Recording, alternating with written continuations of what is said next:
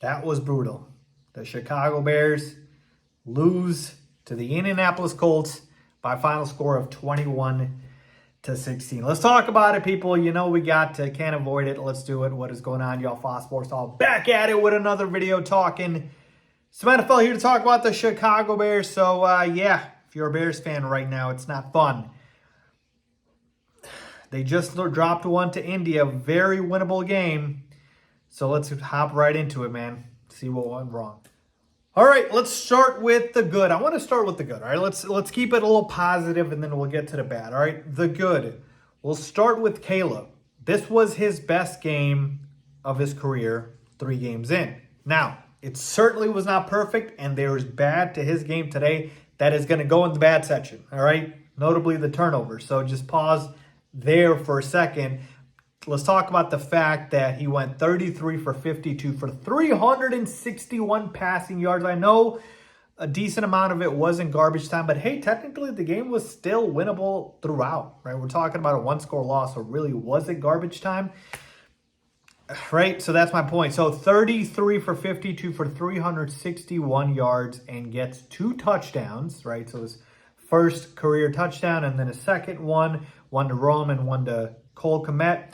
2 interceptions and 1 fumble loss. All right, I'll talk about the turnovers.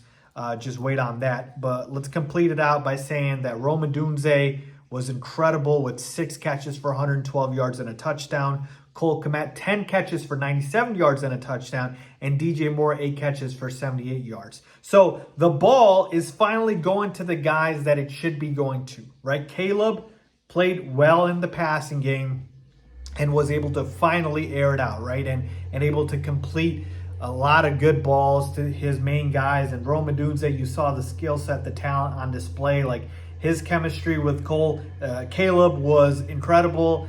Early on, finding him deep.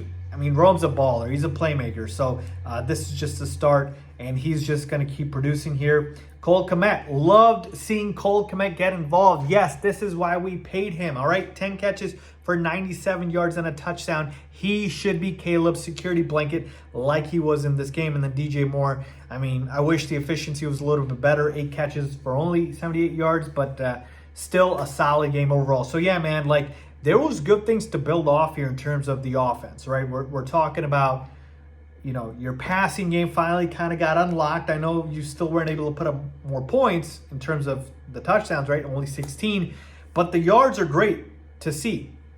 So I love seeing that. I love seeing that Rome finally got involved. Cole Kmet finally got involved. To me, that was good. And then here we go. Shout out Roschon Johnson. He finally got involved here. They finally gave Roschon carries, and when he started going downhill, he was effective. Only finished with 8 rushes for 30 rushing yards, but he did have some catches. And let me just say this, all right? We'll talk about the bad here in just a second. DeAndre Swift is the 3rd best running back on the roster. Roschon's better than him, and so is Khalil Herbert. So Roschon Johnson, I told you we'd be seeing a dose of him today, and we did. So that was the good on the offense. And then defensively, our secondary is still elite, man. Anthony Richardson gave us that game to win. Like, he was terrible. 167 passing yards, 0 touchdowns passing, 2 interceptions.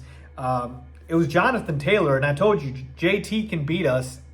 Anthony Richardson, I wanted him to try to beat us, and he couldn't. JT is the one who got it going, and he had 23 carries for 110 yards. But the defensive secondary, the secondary was elite.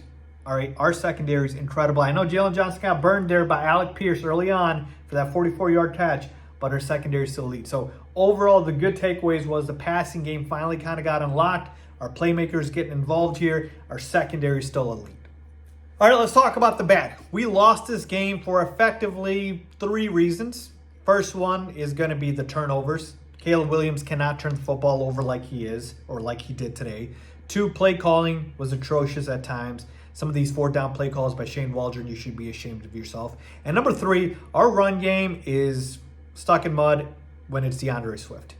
All right, so let's start with the first one. Caleb Williams cannot make these turnovers. So the 2 interceptions, one was brutal. Caleb, you can't do that. He stared down the guy on the left sideline, and like the DB just literally jumped the route and picked it off. Like, it was so easy for him. Caleb, you can't do that. He's a rookie. He'll learn from it.